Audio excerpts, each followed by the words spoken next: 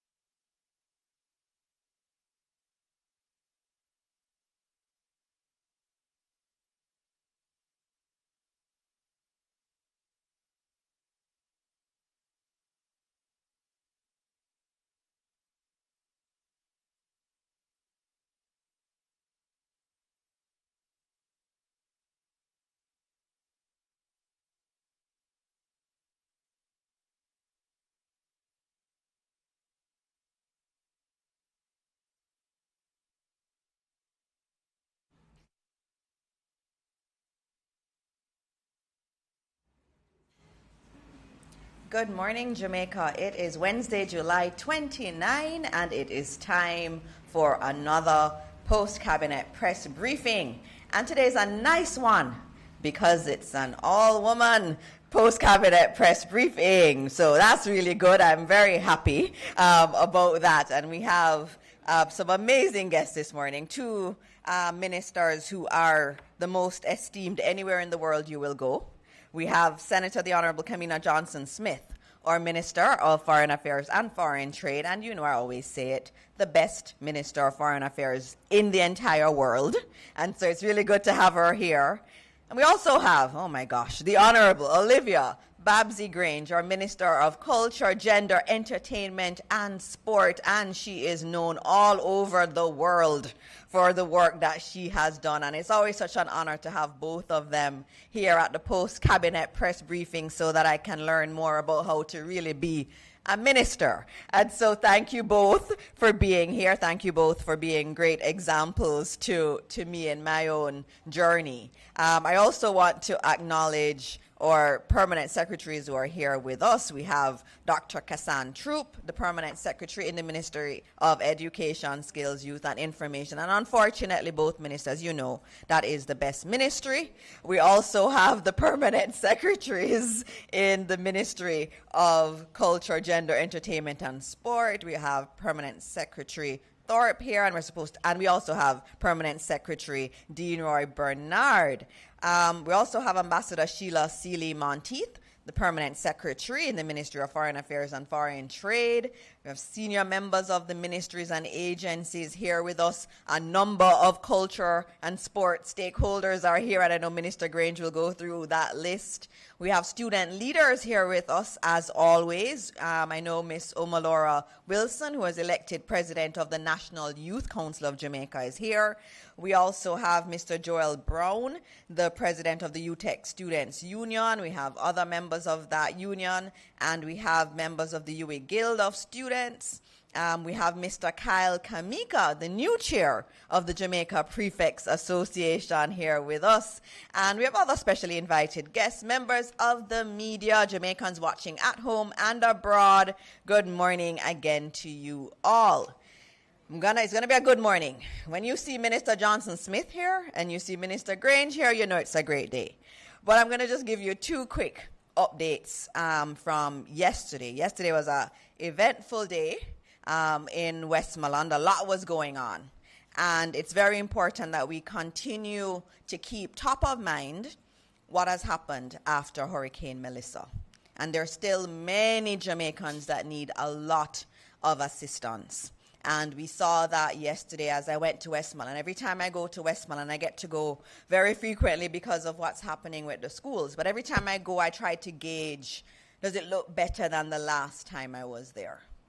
And it does look better, but it's not enough. So there is a lot more work that has to be done, and we have a lot of Jamaicans that are not living in conditions that we would want them to be living in. And so there's more work to be done, but I was encouraged. Yesterday I had the chance to stop by Minister Montague's activities in Waterworks District in Westmoreland. I was there with him and the Member of Parliament, Dwayne Vaz, and also other members of the community. And they were delivering a housing solution for a gentleman who had lost his entire house. And it was one of the modular units that I saw being delivered. It was a feat of technology. It was very good to see. It comes flat, and then you have the crane that lifts it, and it becomes a house. And it was very good to see. The family was extremely grateful for it. As you know, 2,500 pre-built modular housing units are being procured by the NHT. Half of those are in Jamaica already, and the remainder will be delivered soon. We also have some other containerized units that have been procured through different entities, and we also have some that were gifted to the country by the Chinese government, and we thank the Chinese government for that, and we encourage all of the ministries that are continuing to bring in those units to do so as quickly as possible, because they are very much needed. And when I saw the joy on the family members' faces yesterday, it really reminded us of why we're doing what we're doing. It's not just, so that we can make noise about things. It's really to impact people's lives. And that was what we saw yesterday, and there's many more to come. We're going to be delivering a number of housing solutions across the 5 main affected parishes. And so you'll see more of that in the media. We'll be highlighting that, and it's important that Jamaicans know that the government really is working to deliver these solutions. Yesterday I also had the opportunity to visit several schools in Westmoreland, where we are doing repairs. Specifically, I went to Unity Primary School, Petersfield Primary and Infant, and Cokesview Primary and Infant. I saw some encouraging work being done, but there is still more work that needs to be done. At those schools, it's significant sums that's being spent. And I don't think we talk about it enough. And so this morning, for example, Unity Primary School, the budget for that school, one school in Westmoreland, is $990 million. $990 million. And that's almost $1 billion for one school. So that school is completely being rebuilt, and they're adding new classrooms. Everything will not be ready for September, but we're putting in place as much as possible. I want to commend the PS and the team for putting through these procurements as quickly as possible, doing them very transparently, and work is happening. I also, when on my tour, I went to Petersfield Primary, had been there in May, and the school was in really bad shape. And I was able to see significant progress from May. In another 2 weeks, they will have the roof up. Most of the existing structure that could be repaired will be ready. But the new classrooms, they had an entire classroom block that went. And the reason that classroom block went was what one of my building officers calls self-help. So schools, have a lot of need, and you have a lot of demand for their programs. And they then decide, I need some new classrooms. Let me build something. It's not built to standard, and so they are lost in a hurricane. But we need the classrooms, and so we have to build them. But that's a big piece of construction, and so that's the case at Petersfield Primary School.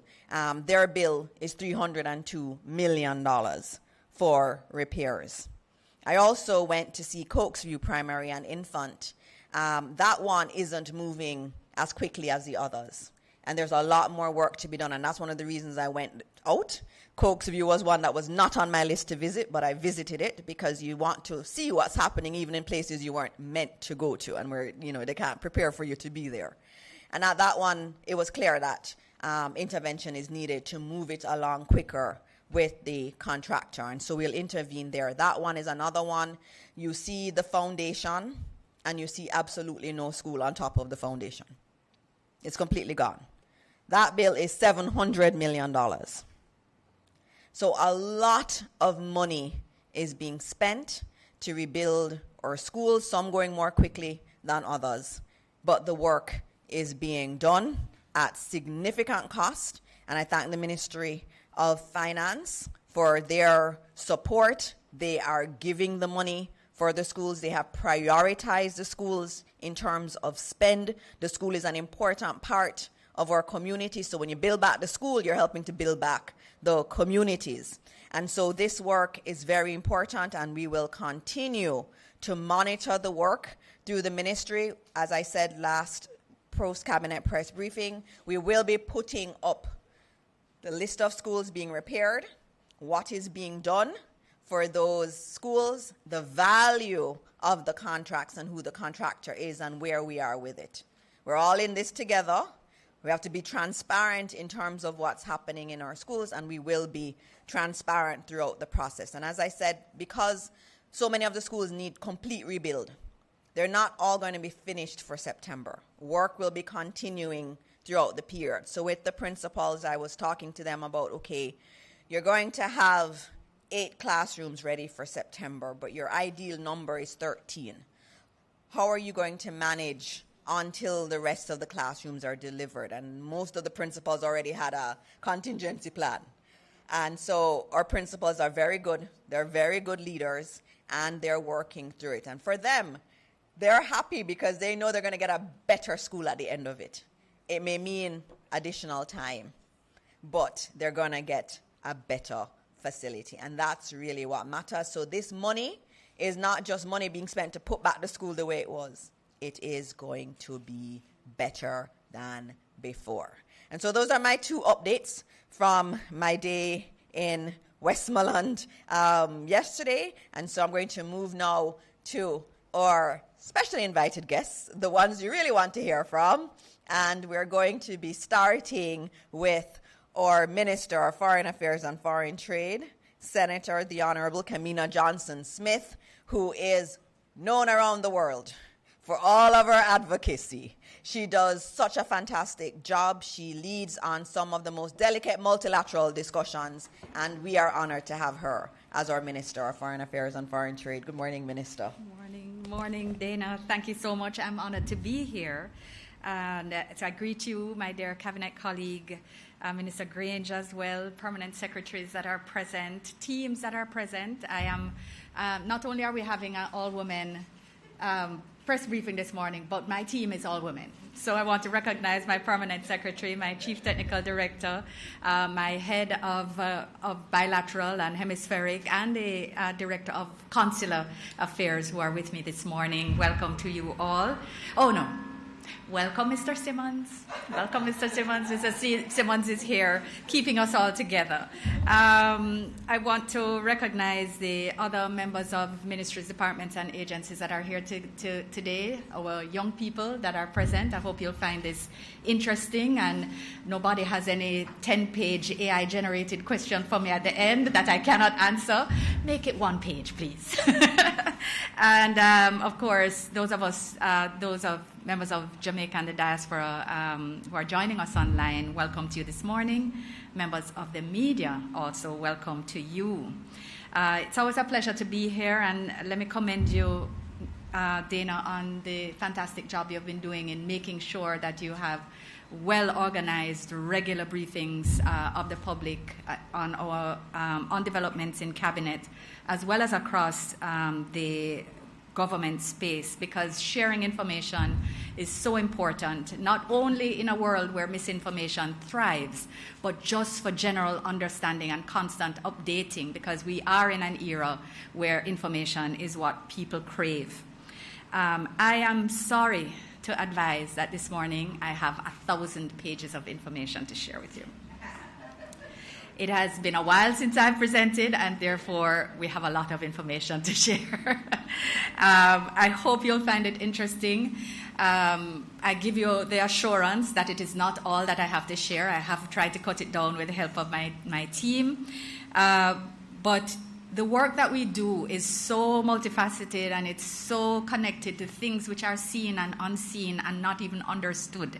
But it impacts lives directly and indirectly, not only in Jamaica but globally, and it therefore is very difficult to condense. But I want to try to share some things with you which you may find interesting and relevant to the world as you know it. I'm going to start with the 51st regular meeting of CARICOM Heads of Government. I'm starting with the region. You would have seen in reports, or you've seen in reports undoubtedly, that this meeting was held in St. Lucia under the chairmanship of Prime Minister Pierre, and that it was held in early July. Our delegation was led by Prime Minister Dr. the Most Honorable Andrew Holness, and the Prime Minister joined his colleagues in addressing several matters of pressing concern to CARICOM. And the chief among them, which I know has been of importance and interest while I have been traveling, is the matter of TCN arrangements with the U.S. and the circumstances in Cuba and in Haiti. So I wanted to touch on those issues for you. In respect of TCN arrangements, CARICOM leaders discussed draft memoranda of understanding on transit arrangements for TCNs that have been proposed to individual member states by the government of the U.S., and they issued a statement on the matter.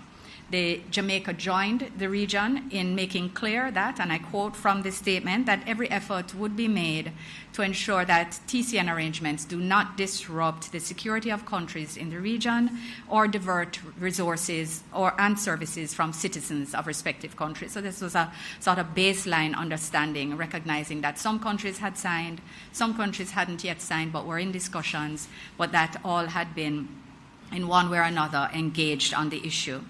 Some had even started to receive TCNs, as you have undoubtedly seen reported in the press. The statement also further clarifies that the MOUs are intended to provide for the transit of individuals without criminal antecedents to their home countries rather than settlement in member states. So again, there are transit arrangements for persons without criminal antecedents. And it was important enough for the statement to say that it is important for citizens of our member states to understand this difference.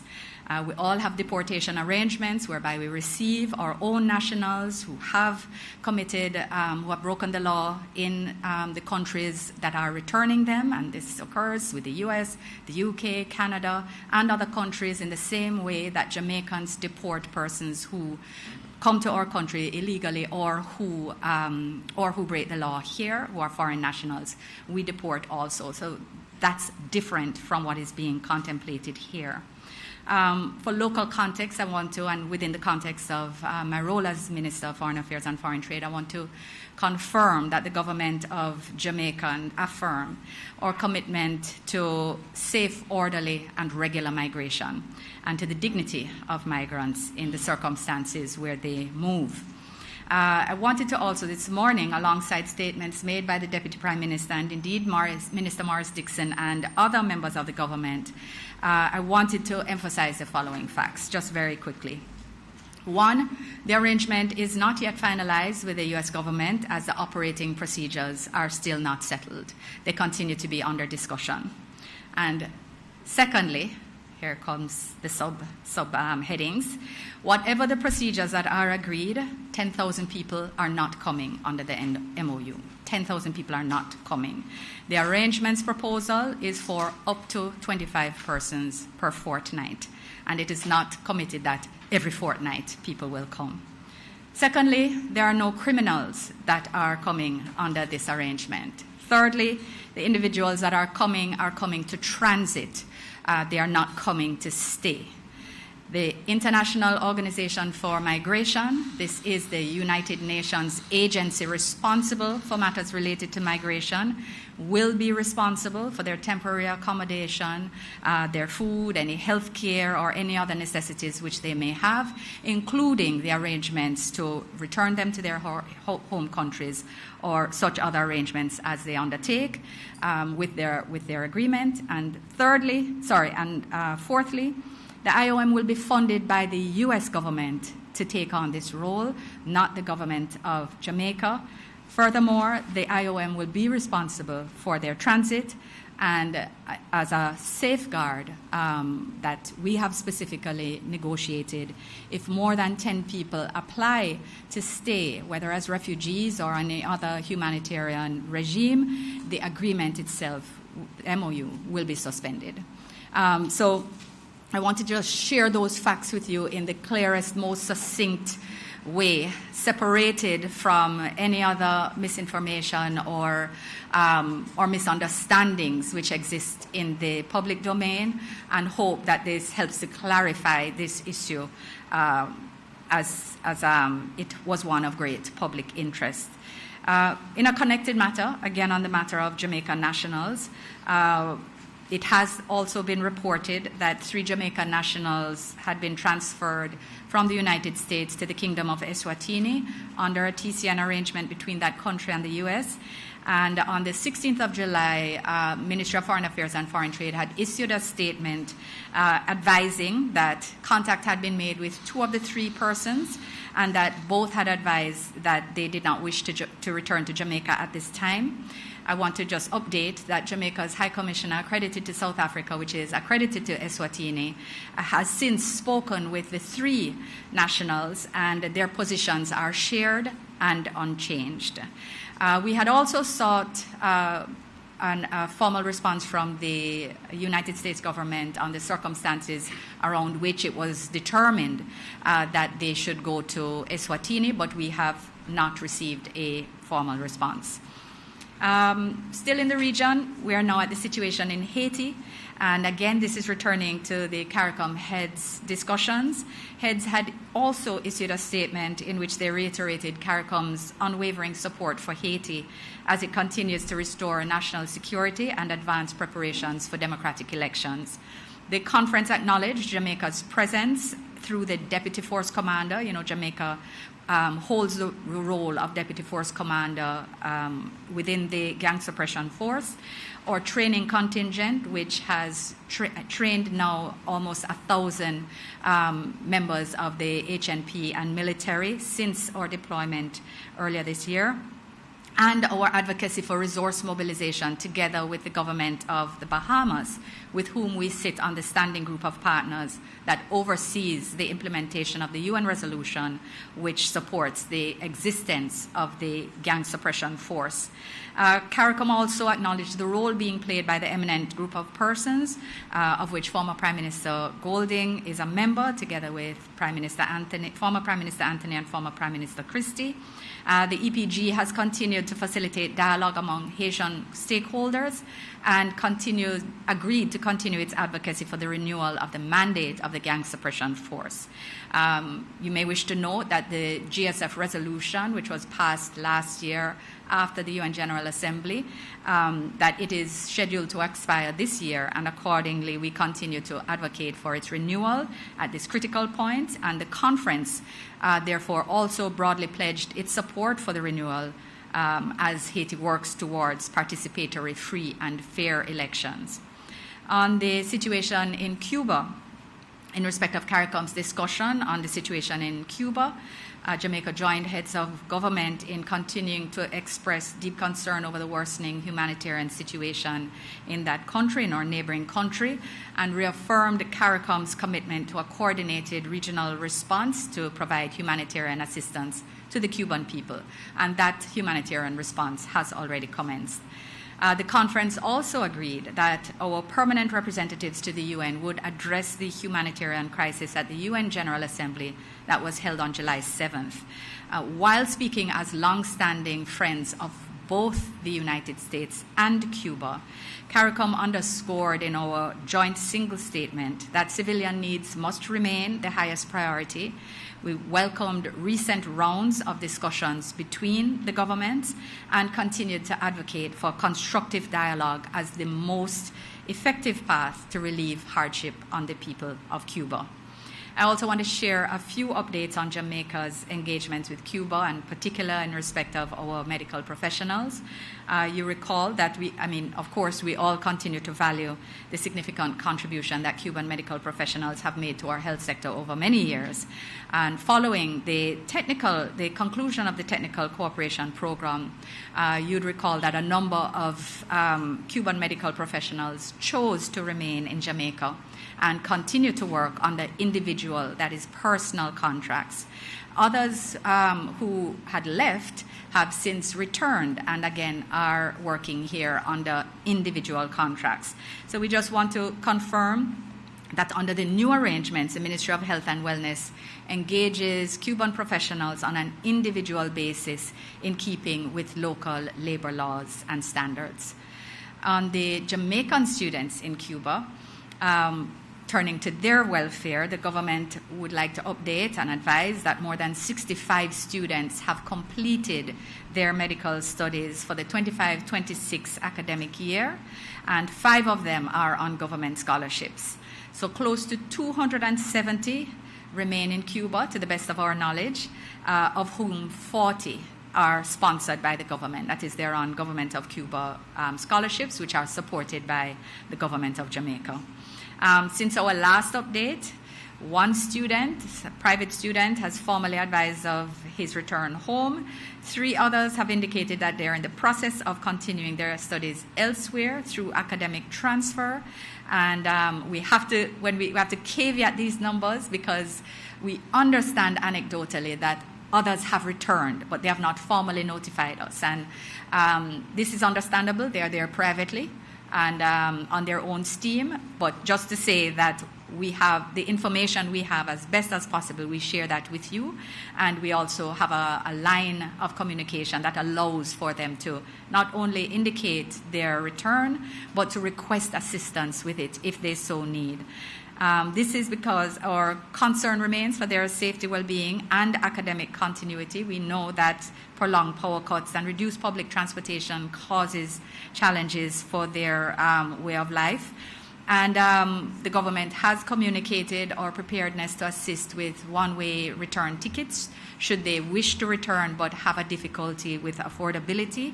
And we continue to engage the Ministry of Education, the Ministry of Finance, and the Ministry of Health, as well as medical tertiary institutions on what, if anything, can be done for those who may wish to return and continue their studies here.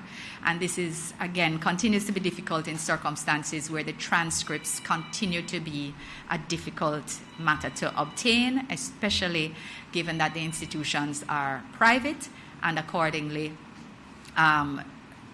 perhaps, they are beyond our direct engagement. Let us put it that way. Still in the region, but now on to the Prime Minister's engagement in Suriname and Guyana. Allow me to just briefly share with you that Prime Minister Holness also led Jamaica's participation in the 6th Suriname Energy, Oil and Gas Summit. As we're all concerned with energy and cost of energy, it is important that we make sure that regional arrangements or regional engagement continues to be explored wherever possible.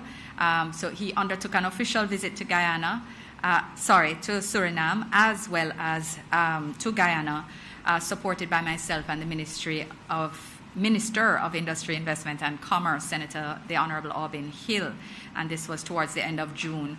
On the Suriname side, as special guest of President Gerling Simons of Suriname, Prime Minister engaged in bilateral engagements focused on cooperation in energy and labor mobility and tourism. He also delivered a presidential address reflecting on the Caribbean's emerging role as a region of real energy significance and on the opportunities that this presents for shared prosperity and regional energy security. He spoke to the importance of a balanced and forward-looking strategy and approach to energy and affirmed Jamaica's own commitment to strengthening and diversifying our energy future. At the invitation of President Irfan Ali of Guyana, Prime Minister Holness paid the official visit there as well. President and Prime Minister held bilateral talks spanning a wide range of areas aimed at deeper cooperation in energy, security, finance, health, education, housing and construction, agriculture and food security, transportation, connectivity, and science and technology, as well as government efficiency. The work that is happening there is phenomenal, and the development is at a pace that Guyana has never seen before. In fact, the region has never seen before, and it is really wonderful to celebrate with them and to walk with them on areas where we can help to support and to learn from them where they have been able to leapfrog and adopt technology in a more direct way.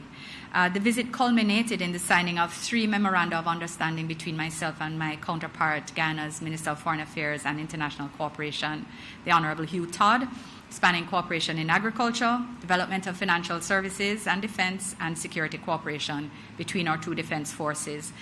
We also amended the 1995 Agreement on Economic, Technical, and Cultural Cooperation to allow for a broader range of engagement between our 2 countries.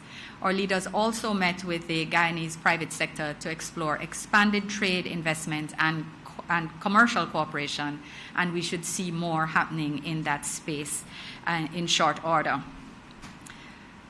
Moving to Panama, so we're now no longer in the Caribbean, we're now within the hemisphere, with wider hemisphere. So the next engagement I would like to share about is on the high-level week commemorating the bicentenary of the Congress of Panama in June, where I led Jamaica's participation, which brought together a solemn session of heads of state and government, and I'll soon say a little more about that, the 31st ordinary session of the ordinary meeting of the Association of Caribbean States, and that is the association of all the states that are washed by the Caribbean Sea. That is the easiest way to describe it. The 56th regular session of the OAS General Assembly, so OAS is, of course, Latin America and the Caribbean plus US and Canada, so CELAC is OAS minus US and Canada, and we also, of course, recognize that Cuba and Venezuela have stepped out of the OAS, so we adjust the membership accordingly. And then we also had the 4th meeting of CARICOM Canada Foreign Ministers Group and other bilateral meetings within that week in Panama. On the bicentenary in Panama, which was essentially Panama's celebration of the 200th anniversary since they had first called together all the states which were previously colonized by Spain to determine that they would become independent countries. A fundamental part of this, and why it was important to them that Jamaica be there, is the role that Simón Bolívar played, and the fact that he wrote the Jamaica letter, the Carta de Jamaica, penned by Simón Bolívar right here in Kingston, suggesting that there be this bringing together of the leaders to discuss matters, to quote him, of war and peace and of cooperation. I mean, phenomenal thinking that right here from Kingston, we were playing at this outsized role from 1815, and Prime Minister sent, with the help of the Ministry of Culture, Gender, Entertainment and Sports, and indeed Dr. Brown and the Institute of Jamaica, was able to send a bound copy of this letter to President of Panama as a gift recognizing, given that he was unable to personally attend, and it was very, very warmly received, and Jamaica's presence was warmly welcome. But it was, in fact, the seat of how multilateralism continued to be, or rather how it started its manifestation and the modern inter-American system. And so my role there was to reaffirm the importance of collective action, regional cooperation, the strengthening of multilateralism, democracy, and hemispheric support, security, and how we work together to address shared challenges. On the ACS and OAS outcomes, just very briefly, at the ACS, I called for a stronger, more agile organization, more strategically focused, welcoming the priorities of the new ACS strategic plan and commending their efforts in support of humanitarian action for Haiti. At the OAS General Assembly, the member states adopted 4 declarations and 12 resolutions, including one spearheaded by Jamaica to strengthen the Inter-American Emergency Fund. This is a fund which exists to allow the OAS to send support for member states that have had a disaster, and it has always been limited at $20,000. We have not only gotten member states support in increasing the limit, but lobbied and successfully received pledges for greater donations or allocations to the fund so that it can allow the OAS to respond more effectively when disasters hit member states. So this is something, another example of Jamaica using its voice within a hemispheric or multilateral forum to benefit ourselves and the region. Jamaica also continued to call on the OAS to strengthen its work on democracy, on resilience building, on security, and the stabilization of Haiti, and to continue to work with the UN and other partners on this path. I also held bilateral meetings with the Foreign Minister of Haiti, the Vice Minister of Foreign Affairs and International Cooperation of Italy, and the envoy of the Minister of Foreign Affairs of the UAE on technical cooperation, which exists across a wide range of sectors. The 5th meeting of the Joint CARIFORUM EU Council. So you haven't seen me in a while, and this is why. Right? I had the privilege of leading our delegation to this meeting in June in the Dominican Republic. It's the highest decision-making body under the CARIFORUM EU Economic Partnership Agreement. Those of you who follow these things would recognize that this is the agreement under which Jamaica participates or receives preferential trade arrangements with the EU. So this allows us to send zero duty products and services to the EU, and it also allows for reciprocal arrangements to be in place and for development support. To illustrate the significance, the delegation was supported not only from officials in my ministry, but the Ministry of Industry, Investment and Commerce, Ministry of Finance and the Public Service, the Jamaica Customs Agency at the highest level, and agencies within the Ministry of Industry and Commerce. The focus of the meeting was to review implementation of the EPA, which we believe it still has not delivered on its potential. So we're trying to work through some of the areas that can unlock some of its potential. And political guidance on this approach was what was needed at that time, or at that meeting. On the margins, I met with the EU Commissioner for Trade, Marko Srečković, Serkovich, yes, spelled Sefcovic, pronounced Serkovich, which were very helpful.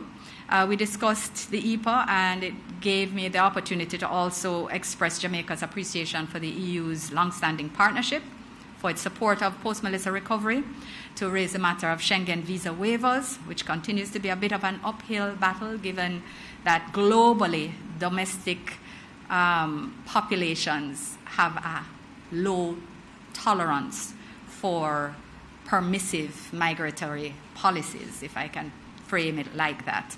So it makes the context of these political decisions that much more difficult. But we continue to tell the news story of Jamaica in terms of our improvements macroeconomically, from a security perspective and otherwise, so that they view us with eyes that are more open than they were when visa restrictions were placed on us by different countries. On the OECD regional program for Latin America and the Caribbean, and I will have a prize for the young person who tells me what the OECD is responsible for, without chat or Claude. Without chat or Claude. Okay, we'll discuss after. You all know OECD is responsible for setting finance and development policy for the world. So when you hear us speaking about vulnerability, when you speak us talking about graduation, that the rules which say that overseas development grants cannot be accessed by countries that are graduated to a particular level. It is the OECD that determines who graduates, and it's the OECD that determines the consequences of that graduation. So we were there, and I had the opportunity to engage directly with the Secretary General of the OECD, as well as the current Vice Chair of the Development Assistance Committee of the OECD, who happens to be the Foreign Minister of Spain, as well as the Minister of the Interior of Spain, who is responsible for immigration and as well as security. So we discussed transnational crime fight and our possible cooperation in that area, as well as the matter of visa waivers. We discussed the matter of vulnerability and how it is that it needs to be considered formally in policy making at the OECD level, that they need to recognize the acute vulnerability of Caribbean island states in shaping development and finance strategies, and that therefore the global frameworks on these matters need to support resilience, disaster response, debt sustainability, and digital and green transitions. And we advocate for this not only for Jamaica, but for all small island developing states, and in particular for those of us who are in climate vulnerable regions, such as CARICOM. We were able to showcase Jamaica's systemic risk assessment tool, and also to call for simpler access to funding, faster disbursement for small states in areas such as digital transformation, renewable energy, and port and maritime connectivity. Also held bilateral talks with Portugal, with the Inter-American Development Bank and the OECD Development Center on areas which are all related in different ways to the matters I just raised, as well as participated in a private sector trade panel on integration and regional reliance, where I advocated strengthening links among existing trade arrangements rather than the creation of new ones, which will lose us developmental time. As we move on, we are at the ministerial meeting on the resurgence of political terrorism, where on the 16th of July, at the invitation of the United States, I participated in a ministerial meeting convened by Secretary Rubio and the State Department on the evolving phenomenon of political motivated violence and terrorism, which is not only a U.S. issue but held in other countries. In my intervention, I noted that while ours, that is Jamaica's domestic terrorism threat, is assessed as low, transnational organized crime, illicit firearms trafficking, cyber-enabled crime, money laundering, terrorist financing, and disinformation increasingly blur the line between organized crime and ideologically motivated violence, and more particularly blur the line in terms of how they are fought. Terrorists and sophisticated criminals use the same kinds of networks and mechanisms. So as a highly connected island state, Jamaica can be affected by these threats even where we are not a primary target. So we use the opportunity to reaffirm our support for practical cooperation to identify, prevent, and disrupt terrorism while preserving the principles of sovereignty, international law, democratic governance, and mutual respect. And we also noted that countries of differing levels of development and response capacity must be considered by agencies as they determine policy and strategy on these areas. The voluntary national review of Jamaica on our sustainable development goals. I know Dana is not going to invite me back again. Jamaica continues to make notable progress in the implementation of SDGs, even with national setbacks experienced. And I was very, very honored to present our third voluntary national report, anchored by the POJ at the United Nations in New York. I note that prior to my presentation, there were local media reports of Jamaica that were headlined by Jamaica having more than 34.7% of our SDG targets having regressed. And I thought in that context, post-VNR presentation, I thought it would be appropriate to share that Jamaica is recognized as the top SDG performer in the region and one of the top SDG performers globally. More particularly, we have 65.3% achieved or have made limited progress. So this is 25% achieved and 40.3% with limited progress, respectively. Our rate of achievement is not only above the global average, but it is double the regional average. There is not this is not about boasting or laurel resting. There is still a lot of work to be done, and the entire world is off target.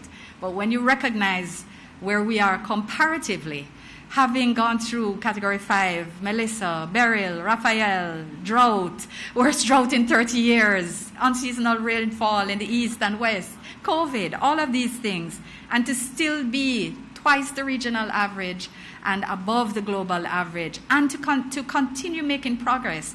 You recognize why it's important for us to not only recognize that at home that these are achievements of which to be proud, and it's a testament to the policies and the procedures that we have in place, but to recognize that what we're doing here is not only modeled elsewhere, but it is used to inspire other countries that face challenges as to what is possible. It is possible. We are the country that shows what is possible, and that is something to be very proud of. Go further now. Jamaica nationals in the Middle East. Brief update, according to reports from our High Commission in India, which has responsibility for some of our Middle East, Eastern jurisdictions. The situation has been relatively calm over the past 3 days, and in any event, hostilities remain far from where Jamaica nationals are located at this time.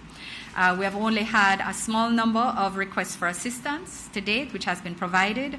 Currently, we're working on the repatriation of one national in the UAE and assisting another one that is making its way through third-party countries in order to get home, and for transit visa arrangements for family members, minors, etc. Because sometimes the challenge is how do you get home when you require visas to transit different countries. So we continue to monitor the situation closely and stand ready to assist our nationals. They are aware of the path in if they need help, and they have been engaged.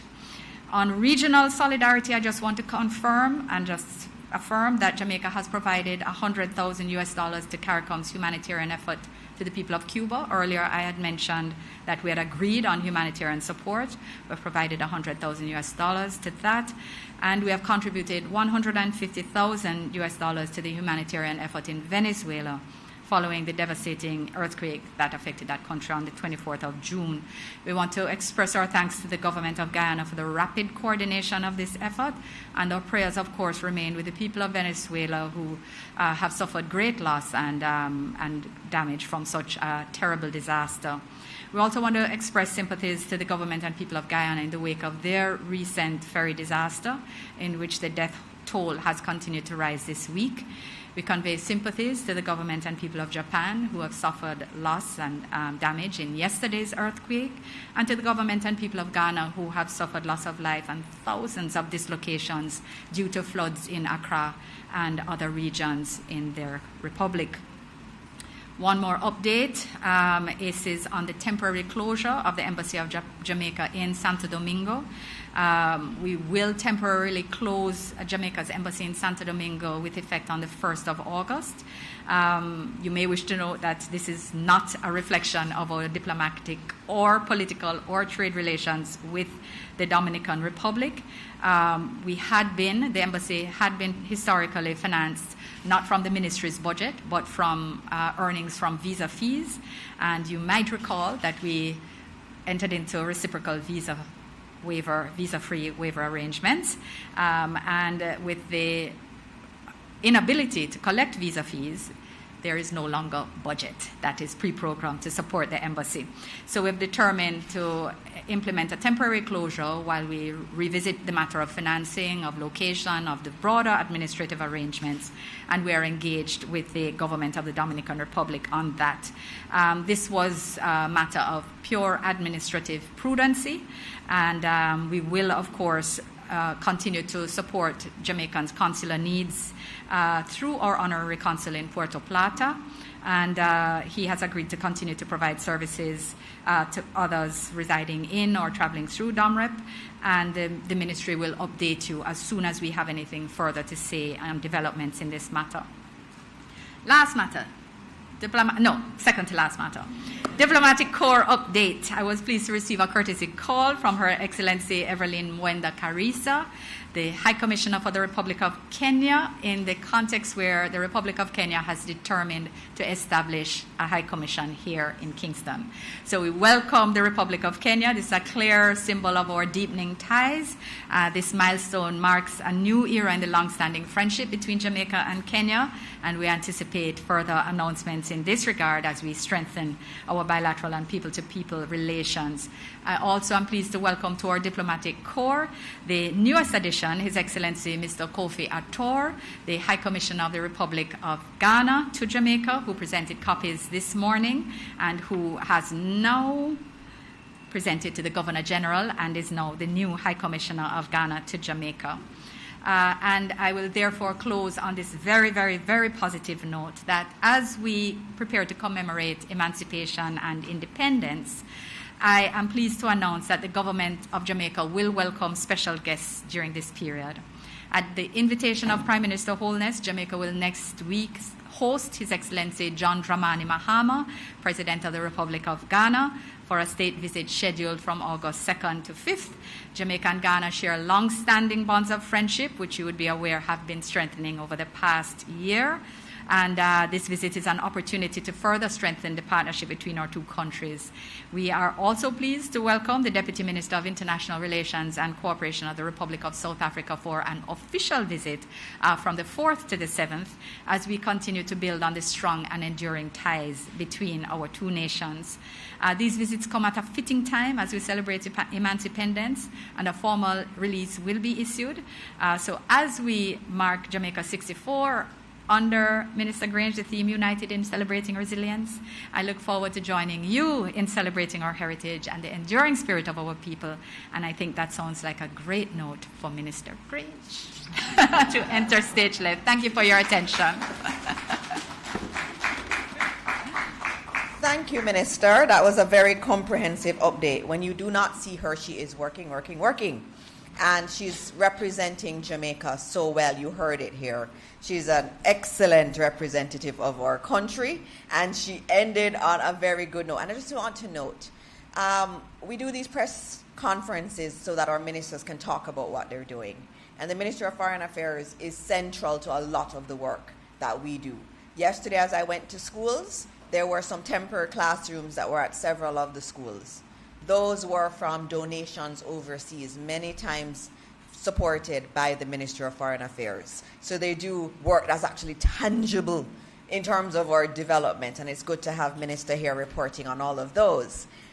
Now, to the lady of the moment, at this period in Jamaica's life, you know, every late July, August, it's about Minister Grange. She is just so exemplary in terms of building our culture, helping us to celebrate who we are as Jamaicans, and globally, she has been really at the front of how a country can impart culture and have culture be central to its development. And so this morning it's an honor, before we get into the emancipation and independence period, to have our Minister of Culture, Gender, Entertainment and Sport, the Honorable Olivia Babsy Grange.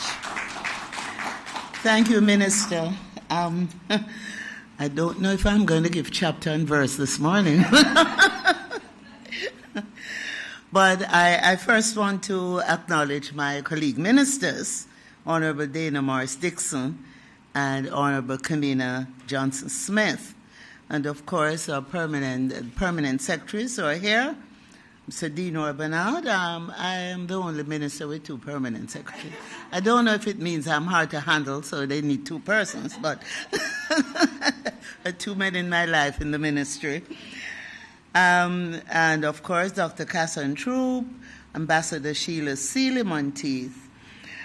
I also want to quickly acknowledge Mr. David Shirley, the new chairman of Independence Park Limited. Welcome to your first postcab. We have here Mr. Alan Beckford, General Manager for the Sports Development Foundation.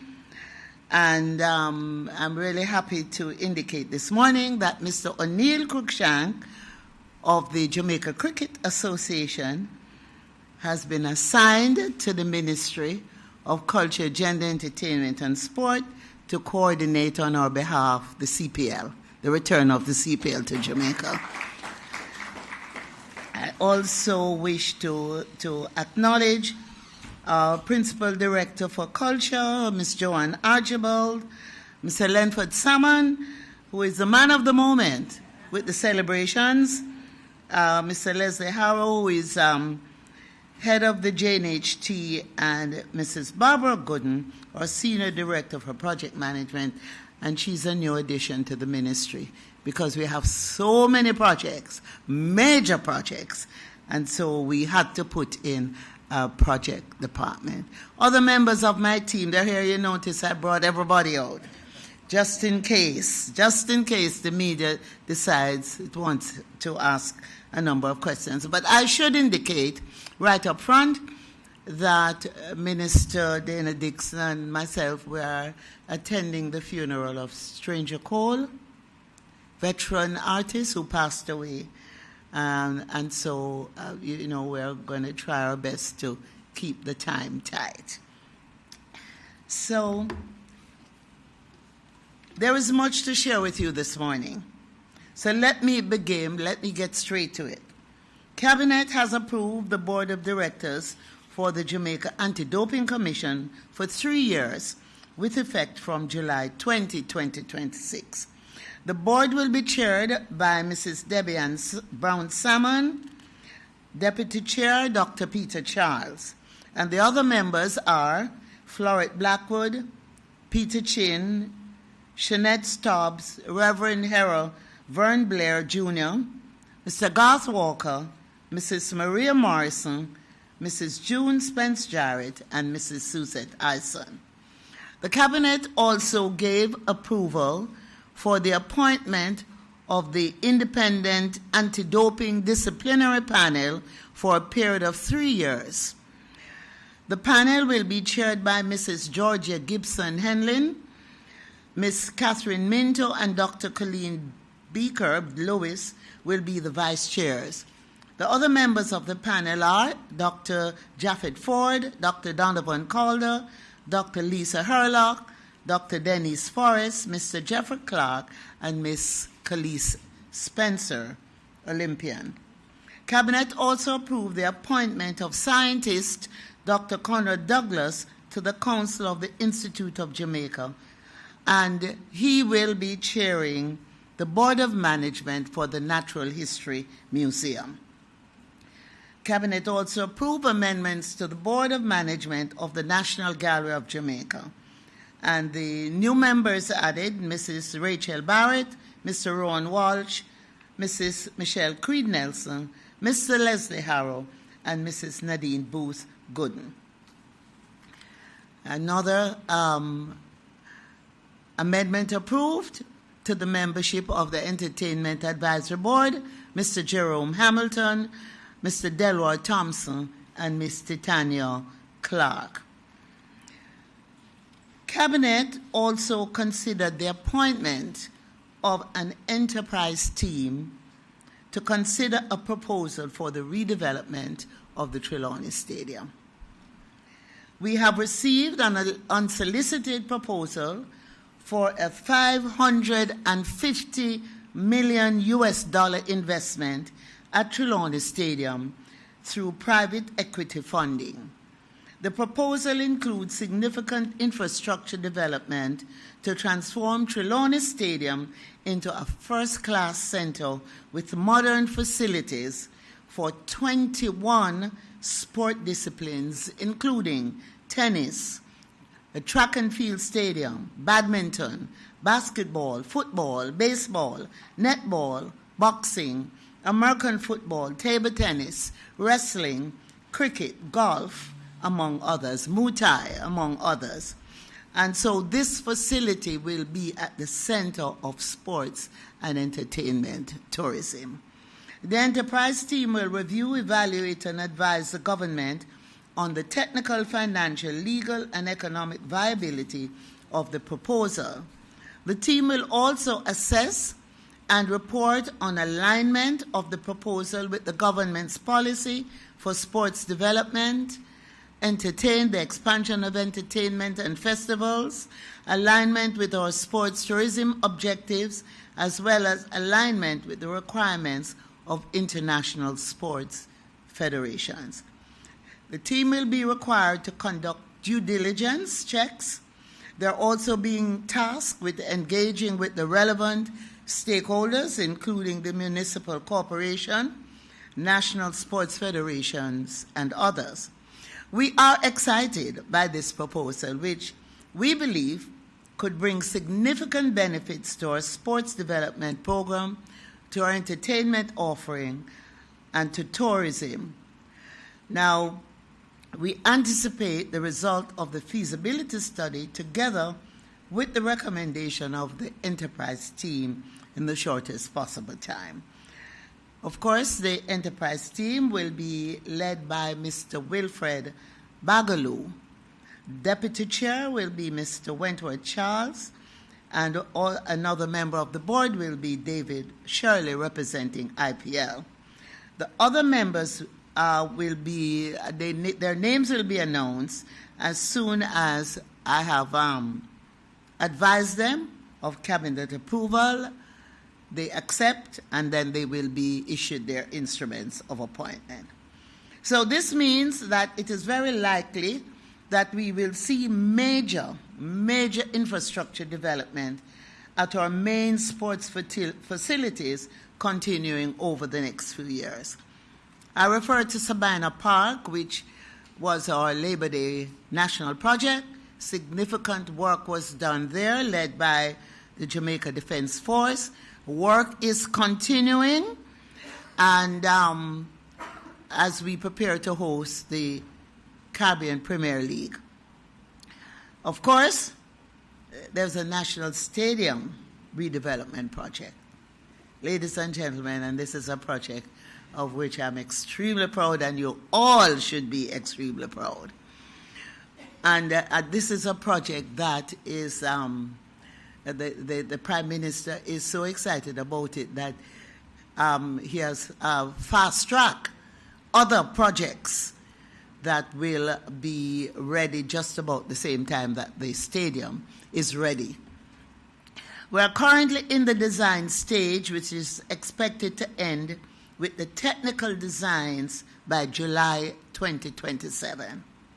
Essential work is currently underway, including site geotechnical and topographical surveys, structural, civil, and ground support survey, and the structural testing of the existing grandstand concrete roofing, which we intend to maintain. Only the grandstand concrete roofing will remain standing. Everything else is slated to be taken down and rebuilt. Of course, rebuilt better and stronger for the next level of sports performance and growth in the entertainment sector. The work currently underway will inform the project scope, construction requirements, and costs. However, at this time, there's an estimated, the stadium is estimated to cost $331 million US. To date, we have spent 666 million Jamaican dollars in doing all the preparatory work. The National Stadium Redevelopment Project is to be funded under a framework for cooperation between the Government of Jamaica and the UK government. The framework for cooperation allows access to loan financing for up to 85% of the stadium redevelopment cost, with the Government of Jamaica funding the balance. The new National Stadium will move to a 37,500 seated capacity, a 50,000 concert capacity, a 9-lane track, full roof coverage, FIFA, World Athletics, and Green Guide compliance, along with required amenities. Of course, we're going to have boxes that will be leased to persons who, the most expensive seats are usually the first thing that goes when we have events here. So I know those boxes. In fact, if I follow the new chairman of IPL, we'll put additional boxes. And, because he knows that those will go just like that. So the Stadium East is also being redeveloped to a 4,000-seat capacity venue from 2005. We will also construct 2 new facilities, a multi-purpose sports hall for training and competition, with access to gym and other amenities. And we are also constructing a throws area, which will facilitate training in the shot put, discus, hammer, and javelin. And to top it all, we will be constructing 2 tiered parking facilities to assist with the parking in the area. So the redevelopment of the National Stadium is slated to be completed in time for the FIFA Women's World Cup 2031, which we intend to co-host with the United States, Costa Rica, and Mexico. As Jamaicans, we think big, right? The sky's the limit. And so we have put in a bid to co-host the Women's FIFA World Cup. We hope and we intend to complete the stadium by 2029. So we will have a year lead time to just test and make sure everything is great. So we will be ready for the Women's World Cup in 2031. So I announced today that at its last meeting, the Cabinet approved in principle Jamaica's co-hosting of the FIFA Women's World Cup 2031 in our redeveloped new national stadium. Yes, you can clap. So the Cabinet also approved Jamaica's ratification of the FIFA hosting agreement and the establishment of a local organizing committee to plan, manage, and deliver our co-hosting responsibilities. So the delay that was carried in the press about the fact that we had not yet signed the agreement, we have to follow a certain protocol. And so we had to take it to Cabinet and get Cabinet's approval. The funding to support this undertaking is to be provided over the next 3 budget cycles. What this all means is that we can now go ahead and sign the co-hosting agreement, having put the necessary measures in place to ensure that Jamaica will deliver. This, ladies and gentlemen, is a major undertaking from which we expect returns, not only in performance, but also growth and prosperity. I must explain to you that as co-hosts, we do not have to put any money up front to FIFA. We do not have to pay FIFA. What we have to do is make sure we are good hosts and we have things in place in Jamaica to showcase Jamaica to the world. And we also will benefit from the number of visitors who will come to Jamaica, and we will also get a percentage of the take, which is really great. Yes, for the first time we're going to collect, right? So very exciting times are ahead as we move to the next level. Speaking of exciting times, just before I get into our festival, I just want to announce here that Cabinet approved the appointment of the National Sports Advisory Council, the acronym NSAC. NSAC.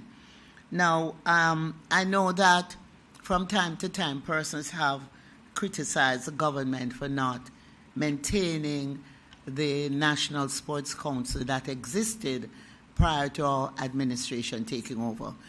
But to be honest, that National Sports Council really was more a name rather than a functioning body. It had a secretariat of one. And from that time to now, we have expanded the sports sector. We have now an efficient Institute of Sports.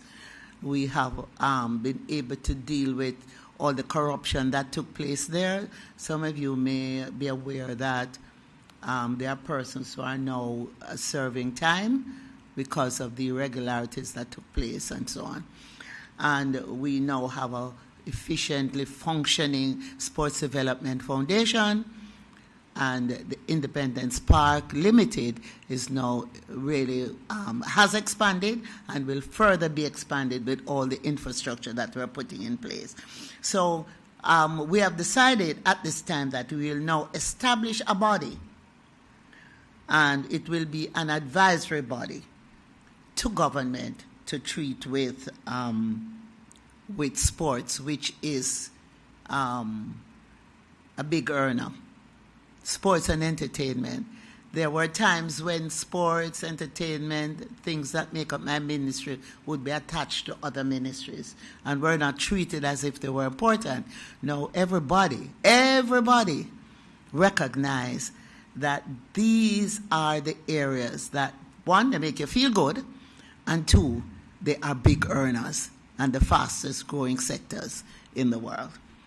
So at a later date, I will announce the members of the Advisory Council, but just to say that the council will be chaired by Dennis Chung. So I move on now, speaking of exciting times. We're at that time of the year when we honor the ancestors, reflect on our country's achievements, and bask in our good fortune to be Jamaicans. Festival time is when we celebrate all things Jamaican. The Jamaica 64 celebrations have been going well. We have selected the Jamaica Festival song, a beautiful song called I Love Jamaica, by the talented D. Burns. It's a patriotic song that celebrates our island home. There were other songs that were quite some humorous. Yes, I won't mention those songs, but I know that persons thoroughly enjoyed the presentations. We normally have 10 top songs. Unfortunately, we had to disqualify one of the 10 songs because in doing our due diligence, we found out that that song was previously released. And all the songs that enter the competition must be original songs. Next year, we have a milestone year, Jamaica 65. And it will be the last year that our celebrations will be held at the National Stadium. After that, we will prepare for our expansion and redevelopment. But I'm just putting everyone on alert. Jamaica 65 will be a special year.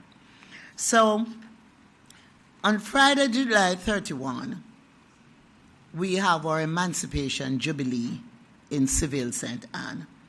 And we will pay due respect to the ancestors who suffered, survived, and defeated enslavement to ensure that we are free today.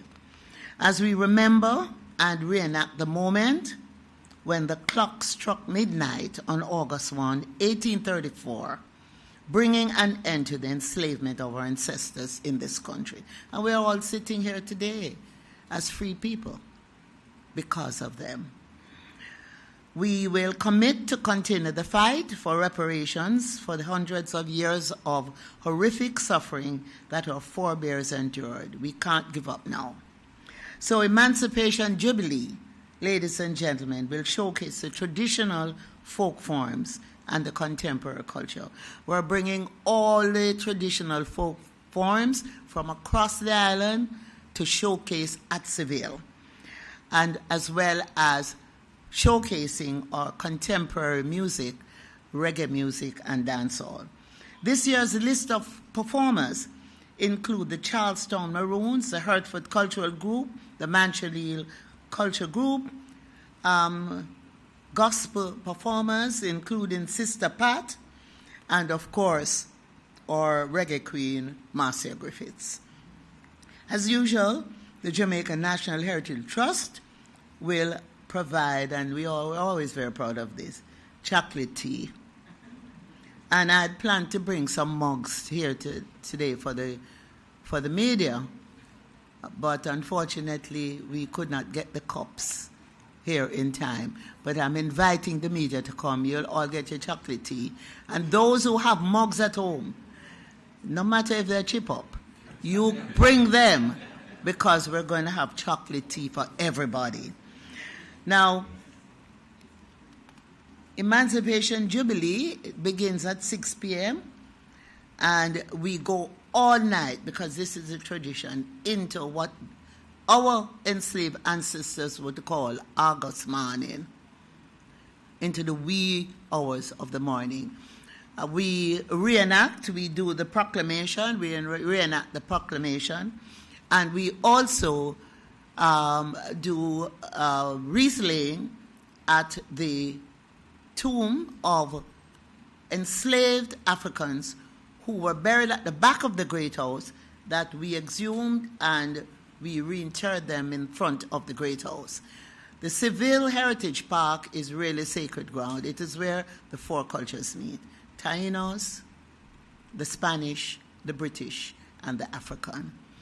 And I'm really proud to speak of the fact that recently we were able to reestablish the African village through a partnership with the government of Ghana. And I want to thank Minister Johnson Smith for making that happen. Now, we move on to Independence Village, which is being established on August 1 in the stadium complex. Independence Village will include 6 exciting nights of entertainment, Jamaican food, arts and crafts, family activities, exhibitions, and more. We will showcase Jamaica in the Independence Village. It will open at 4 p.m. each day, and the activities do not require tickets. But the evening activities will require tickets so that we can do some crowd control. Tickets for evening activities in Independence Village will be available from today at the Ranny Williams Entertainment Center. The evening activities at the Independence Village will include the Miss Jamaica Festival Queen Coronation, which is on Saturday. On Sunday, we will have the grand finale of the Jamaica Gospel Star. We are now down to four finalists, and the public vote will help to decide the winner. So we encourage the country to get involved and rally behind their favorite. Now, I should explain to you that the diaspora also has the opportunity to participate in the voting through the Reggae app. So the Jamaican diaspora across the world is also participating They participated in selecting our festival song, and they will be participating in selecting the gospel star. Monday evening, we will have the ever-popular Mellow-Go-Round. Everybody loves Mellow-Go-Round. It's a potpourri of Jamaican culture, and it showcases our outstanding, I would say young people primarily, who have won gold, silver, and bronze medals across the island in the Festival of Arts. And so Mellow-Go-Round is on Monday evening. On Tuesday, we will introduce a new event, ladies and gentlemen. It's called Independent Soul Tuesday. I don't know how many of you stay on top of things, but Soul Sunday in Portmore is wall-to-wall people. So the folks who organize Soul Sunday in Portmore are now going to organize Soul Tuesday in the Independence Village. And we really look forward to a massive turnout there. On Wednesday evening, we have also introduced a new component. We know Jamaicans love bingo. We know Jamaicans love to play dominoes. And so in addition to all the entertainment, we have introduced a games night. And I know there are a lot of persons here who always love to give people 6 love in dominoes. So we're going to have the media there to see who's going to get love. I see my 2 permanent secretaries. One is the domino expert, and one wants to be the domino expert. I won't say who, right? So we are inviting all of you and the public to come and enjoy the offerings in Independence Village. Now, the big event, the Grand Gala. Based on the requests we have had so far, we have had to go ahead and make arrangements for the spillover to be in the Independence Village. So we're going to have a watch party in the Independence Village, along with the persons who will get into the National Stadium, because we are already sold out. This year's gala will celebrate the 10th anniversary of Kingston being designated a UNESCO Creative City of Music. So there will be a special presentation to highlight that. It will also mark the 50th anniversary of women in service in the Jamaica Defense Force. And the women are preparing to put on a fantastic display of the power of women in the Jamaica Defense Force. We also celebrate the 60th anniversary of the Jamaica Festival Song Competition. And again, there will be a special presentation. The show will also acknowledge and celebrate our African heritage, our musical legacy, our national achievements, and creativity. This year, we will honor recording artists Busy Signal and Wayne Wonder with the Jamaica Reggae Icons Award. And we will close with a spectacular fireworks, as usual, and the drone show, which this year will have 1,000 drones on display. We also have, just in the last 48 hours, I think we finalized an arrangement, a display from the Jamaica Constabulary Force on it. Lenny, it's a motorcycle display. And maybe the top cop will be participating in that as well. So tickets for the Grand Gala will be available at the Independence Village starting on Saturday evening. And I'm making a special appeal that if we are unable to provide, for all who want tickets to be in the stadium, if we're unable to provide you with tickets for the stadium, that you will accept the tickets we have available for Independence Village, where you can be a part of the watch party. As I close, I just want to indicate here that Jamaica has been invited to participate next year in Expo 2027 Belgrade. And this expo is themed Play for Humanity, Sport and Music for All. And it will run from May 15 to August 15, 2027 in Belgrade. And yesterday, on Monday, Cabinet approved our participation. The organizers of the expo will be picking up the cost for Jamaica's participation because they very much want Jamaica to be there. And again, I have to thank the Minister of Foreign Affairs for being Cupid in this regard. Usain Bolt, yes. And Usain Bolt will be their special guest at this expo. So we're happy that we're able to do all these things and make Jamaica look good, and that I have the full support of the Prime Minister and my cabinet colleagues. Thank you so much. Bless you all. Thank you. You see what you get when you have all the women together. They're all working so hard. Minister Grange, that was wonderful to hear all those updates, to get the updates from Minister Johnson-Smith and then from Minister Grange. FIFA Women's World Cup 2031. I mean, it's really big things. The National Stadium and that vision.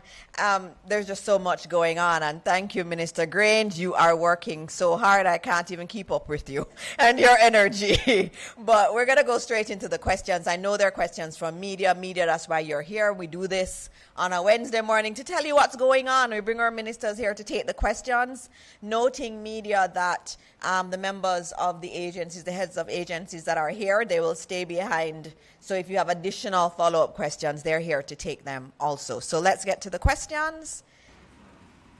Hello. Good morning. Zara Burton, I'm with JISTV North. I have so many questions, especially for Kamina Johnson-Smith, Minister. You've not been here in a while.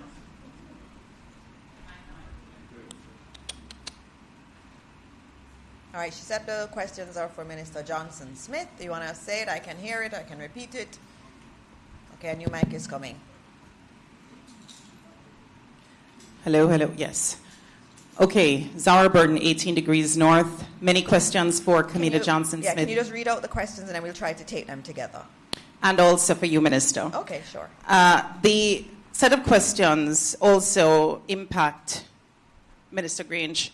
So this first question has been regarding a text message that I received from just a friend of mine who used to be a journalist over in the Philippines.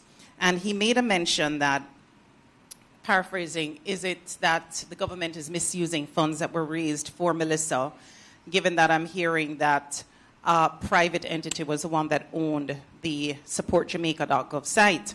Now, that has been in the news recently, just regarding Amber, and also regarding the information that went out to the diaspora, whether or not, why weren't the diaspora and other people who donated on that site locally told that this was a site not owned by the government of Jamaica? So that's one.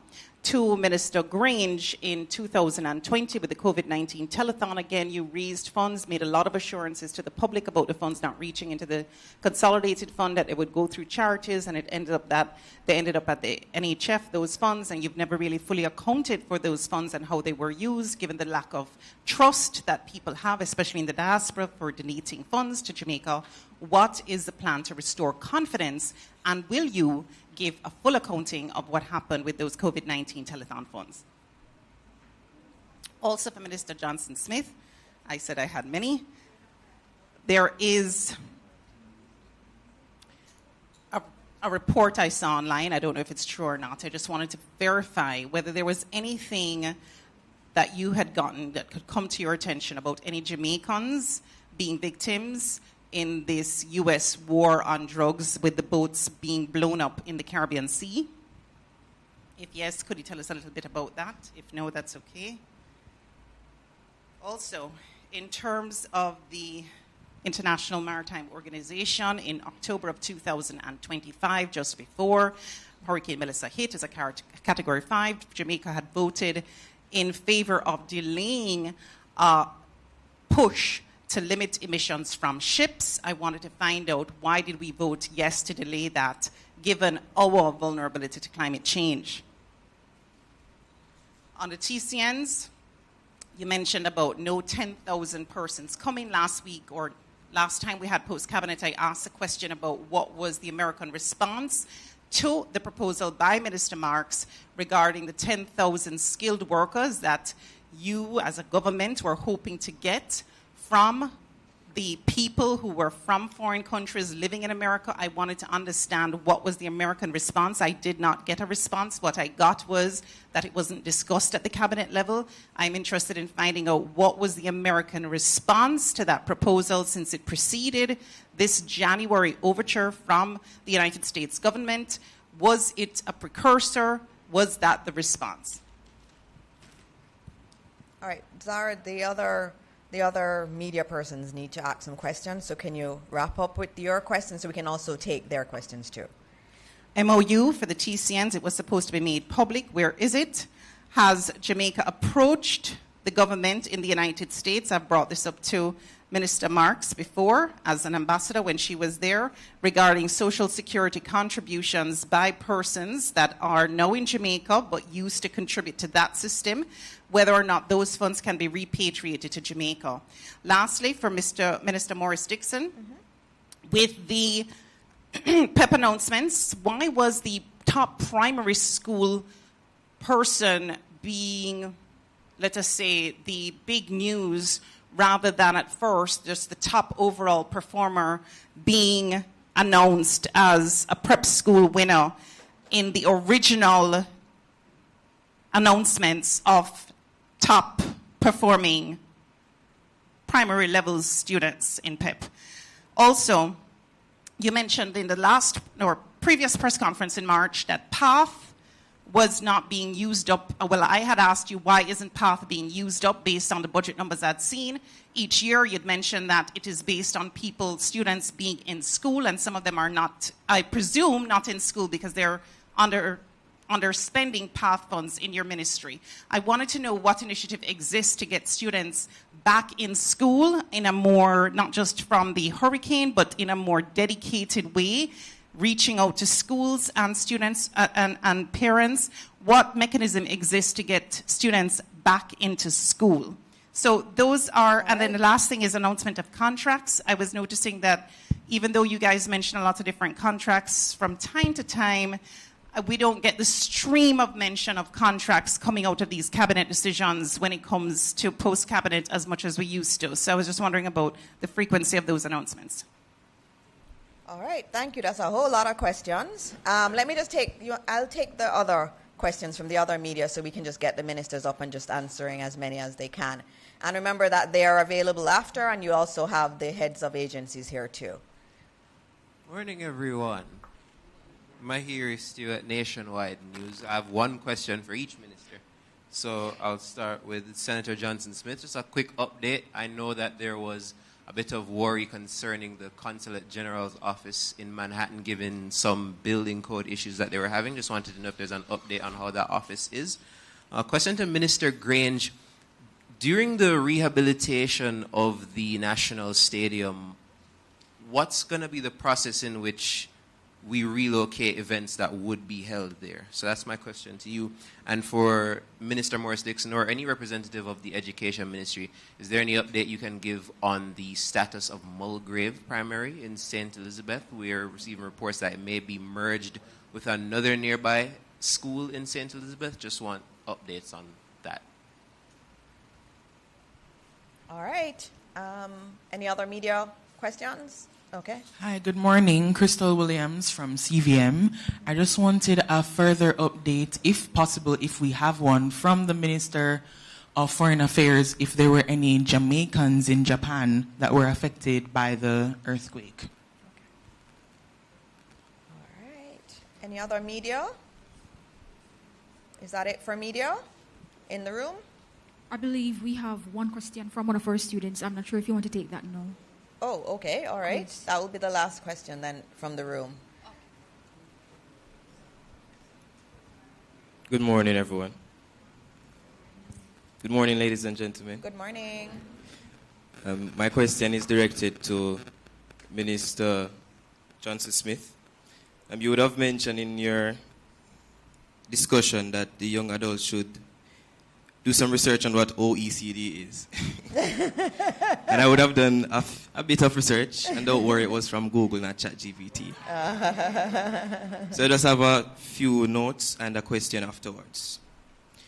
What I would have noted from OECD, which stands for Organization for Economic Cooperation and Development, is that it consistently highlights international education as an important driver for economic growth, innovation, and global competitiveness. At UTEC, however, and please forgive me, I am Joel Brown, the current president of the Students' Union Council at UTEC.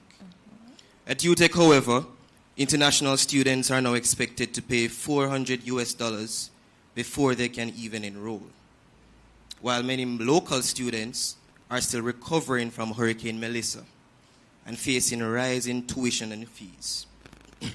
At the same time, UTEC continues to experience stagnant government subvention as a major financial challenge. So my question is, if Jamaica wants to compete with other countries for international students and strengthen its local education reputation, will your ministry work with the Ministry of Education and other stakeholders to ensure our funding model actually aligns with international best practices, rather than allowing these financial barriers to weaken both access to and Jamaica's competitiveness? That's my question. All right, thank you.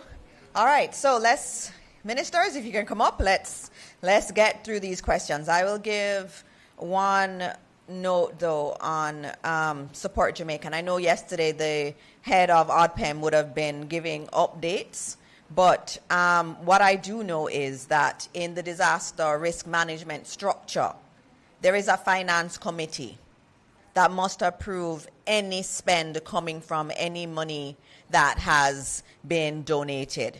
In addition to that, all of the funds that would have been received through Support Jamaica, they go directly to ODPEM accounts.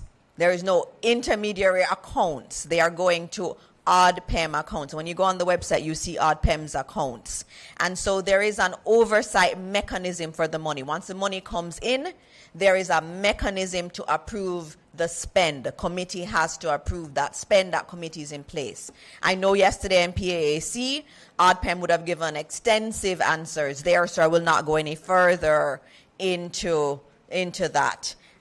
In terms of, I'm going through the ones I got, and then Minister Johnson Smith will go through some of hers. In terms of the PEP results and in terms of the students, you would have seen at the last press conference, we brought all of the top 10 students. There was a note that had been given to me while I was speaking at the release of the PEP results, and it had an incorrect information on it, and we corrected it right away to say that that top student was the top primary student. But we have, including in the newspaper, highlighted all of the top students. We also brought all of the top students here. We did interviews with all the top students. One of the things to also note is that I asked to visit the top school and the top, in terms of prep school, and the top primary school. The top prep school could not accommodate my visit. I think it was 2 days after the PEP results came out when I was going to visit the top students. They said they couldn't accommodate it. And so I think we have showcased all of the students. Of course, the primary student got a lot of kudos because many of us, we went to the school. I got to go to that school. I did not get an opportunity to go to the prep school. But all the students were acknowledged. They were all here, and they did beautifully in their interviews. I heard a question on Mulgrave Primary School.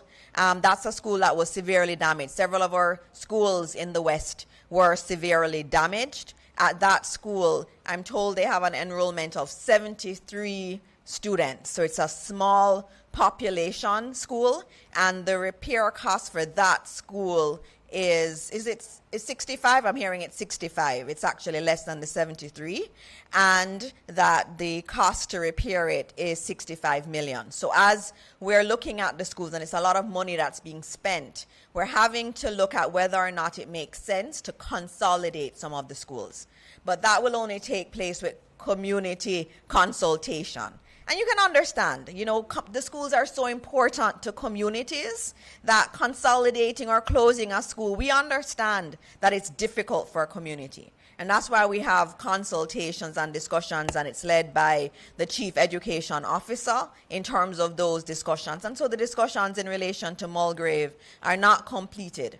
And so we're continuing to work with the community. The community doesn't have to worry. We're having conversations with them, and this is something we're doing with several communities that have small school populations. I'm looking back through the list. There was one on truancy and students not coming to school. There are many interventions we're doing. We have police even going out with us into the communities to remind parents that it is important for their children to come to school. Yesterday, as I was in Westmoreland, one of the things I think will affect our CXC results is our older students, especially our young men in the disaster areas, not returning to school.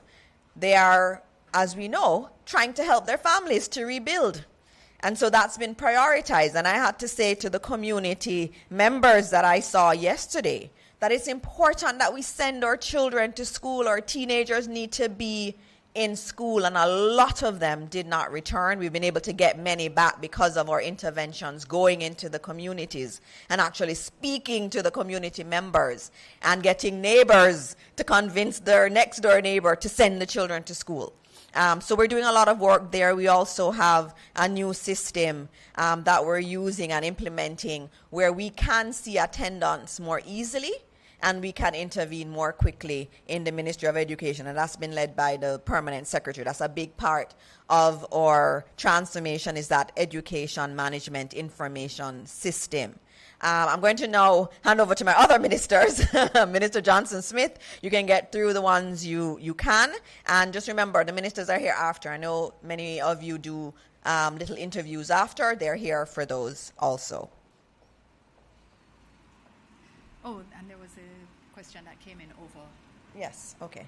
I will read another set of questions that we got online. I will just give them to you, Minister Johnson-Smith.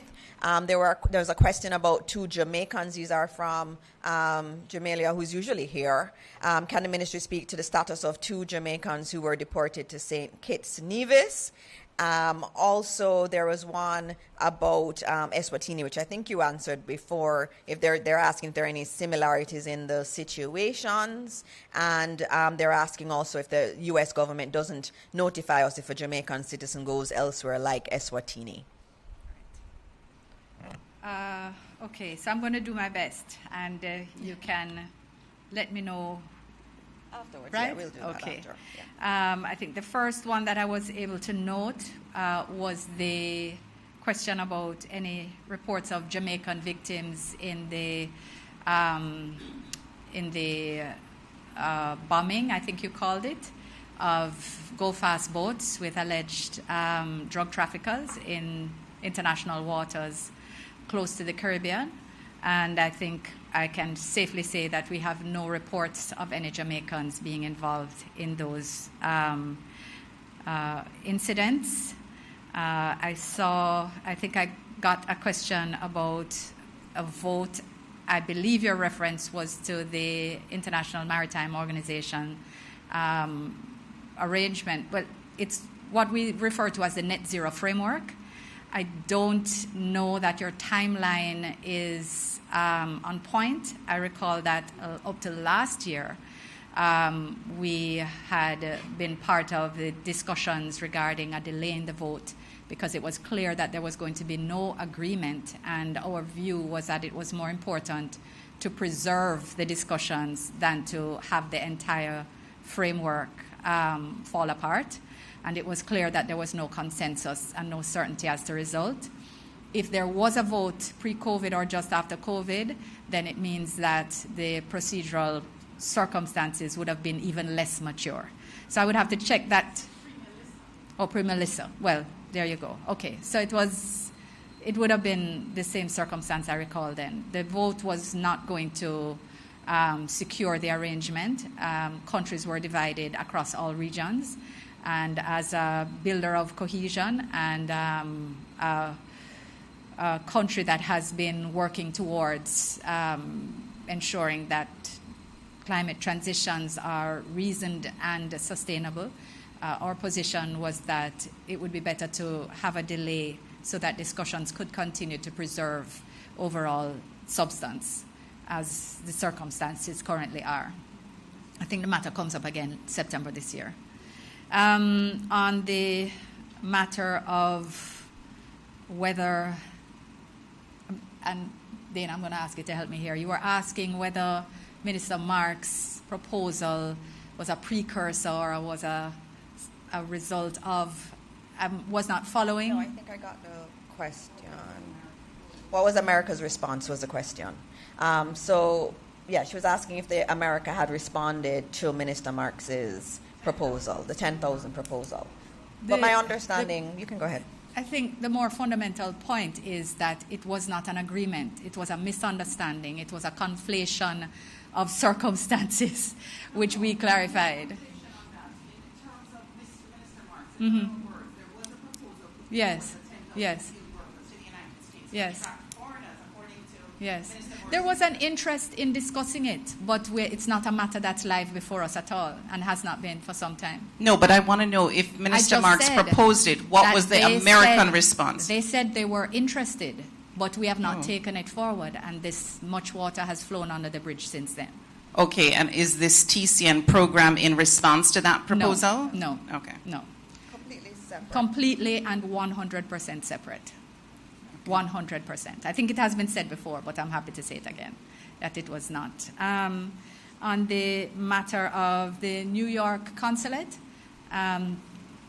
just to say that the building code issue was not in respect of the building in which we are located. It was a building close by. And it appears that those circumstances are being addressed, and our staff and all occupants of the building had actually re-entered within days after the evacuation. May have been 2 days after. So all is safe and sound there. In respect of the CVM question regarding Jamaicans in Japan, we are aware from the report of our embassy there that there are 18 persons who have lost their lives, but there are no Jamaicans reported as having been affected by it. UTEC's Google question. You'll have to answer that. That's an essay. That's an essay response, but it also, I think, highlights some of the challenges in recognizing the distance that sometimes exists between international best practice and what happens domestically. So I think the Ministry of Education is certainly closer to funding models and mechanisms that are used within Jamaica. And certainly, I'm sure they consult and do implement best practice to the extent possible within our budgetary constraints. I know that efforts continue to be made to find the best ways to ensure that our young people are able to be their best selves and follow their dreams, and to pursue studies at the tertiary level that will allow them to so do. The OECD is like, what is beyond blue sky? What is beyond blue sky on this? So they have recognized that that education is a lever for development, but their recommendation of standards for domestic implementation, I think, might be a little distant. But I think the question was an excellent one, very intellectually stimulating and very clearly well thought out. And so we are not going to criticize you for use of Google. I think that is... I think there was one more about Social Security contributions. Yeah, but I wasn't... Please. She was asking about, I think the question was about whether or not we are engaging with the U.S. for those who have contributed to Social Security in the U.S. for those funds to be repatriated to Jamaica? Yeah, there's no live initiative for that, no. Consider it because of the situation I experienced with a deportee once, where he had contributed all his life over there, came back to Jamaica, and as a pauper here, he died. And he was hoping that he would have gotten some of that security funds. The NIS wasn't enough here. There is a genuine need for persons who are hoping to access their Social Security. It's something that we can look at more closely. I think there are often difficulties in the personal arrangements which people establish, and they may communicate them simply, and that is actually far from the case. But in principle, we would certainly not have a difficulty looking more closely at the issue of access to social support from funds, especially where they have been made while persons were earning, whether in the U.S. or the U.K. There was the question about the similarities between the TCNs, the Jamaican TCNs in St. Kitts and in Eswatini. And the thing that connects both, in answer to the person who had asked the question, the commonality between both sets is that they have all expressed a desire to not return to Jamaica. And in terms of whether the U.S. Formally notifies Jamaica where a Jamaican is sent by way of TCN, the answer is no. So that is, I think, those were the.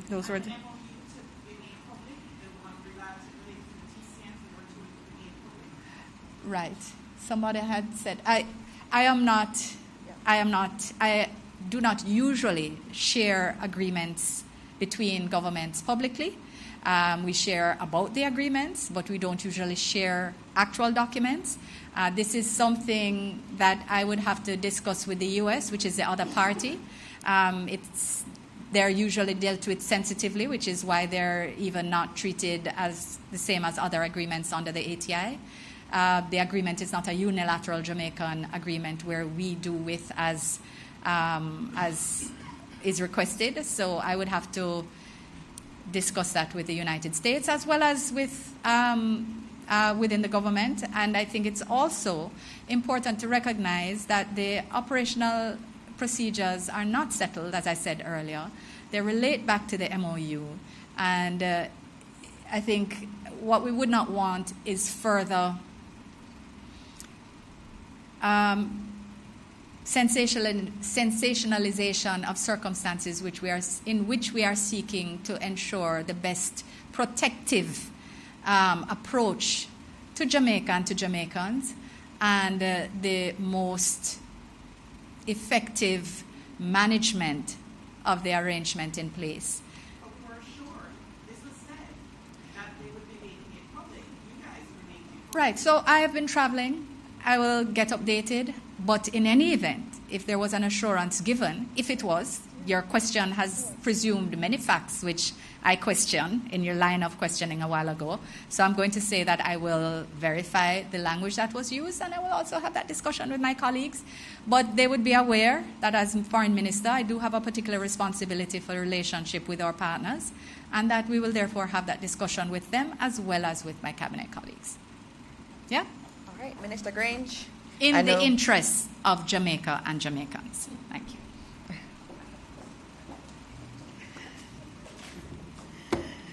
Well, I'm surprised that a question about the telethon in 2020 would be raised at this time, because I thought we had clarified everything. We raised $50 million through this virtual telethon titled Together We Stand. The telethon was virtual, and it was organized in a matter of days. I think most people are aware of that. We took days to organize this telethon, which normally it takes a year. And if it weren't for the support of the entertainment sector and the media, we could not have pulled it off. And we did indicate that the funds were being raised to provide protective gear for the responders to COVID, right? And we were able to get the National Health Fund to give us support and provide advance funding. The funds raised would have been spent for the purpose that we indicate, protective gear. And so we were able to cover funds that were advanced because the need was urgent. And we have accounted for every cent. I can't give you exact details at this time because it's 2020. We did provide a media report, and I thought we had satisfied the questions. But I will provide you with the information again. I'll get the information, and we can make it available. One thing I want to say, that I respect the media, and we can't do without the media. When we do things like these, it's a partnership. But we also have a responsibility, every single one of us, whatever profession we have, is that when we make an effort, and it's a good effort, we shouldn't shoot ourselves in the foot. And I really want to put that on the table. When we say negative things, or when we ask questions that give an impression, we're hurting ourselves. Thank you. All right, thank you, Minister Grange. As we said, every time we do a post-cab. Oh, okay, come on. What was your question? Yes, we are going to face some inconvenience during the redevelopment of the National Stadium. But we have put in place a plan to expand Stadium East. So we will be able, and that will be the first phase. So we will be able to host smaller events, up to 5,000. And I know in most instances, the events we have in the National Stadium do not draw a huge crowd, except for Grand Gala, Champs, and if we have a major gospel event. The other events we should be able to host in Stadium East.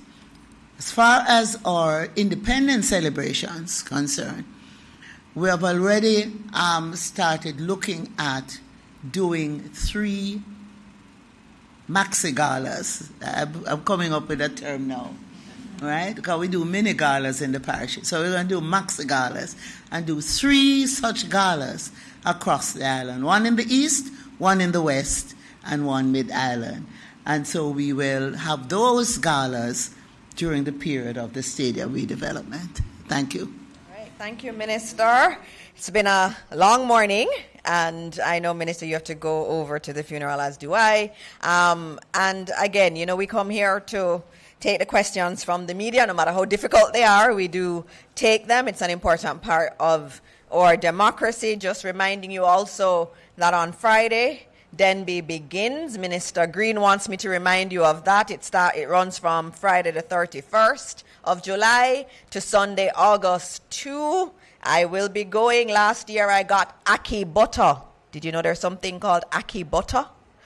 And it was very interesting from the students at CASE. They made that. There's a lot that will be on show. Please go out and enjoy seeing what's happening, the future of agriculture in Jamaica, and especially our young people in agriculture. They'll be displaying their innovations. It's going to be really great for families. And so as we close out this morning, as always, I thank you for being here. I thank you for watching, wherever you're watching this from. And we just continue to pray that God will continue to bless this wonderful country, Jamaica, land we love. Thank you all, and see you at the next press briefing.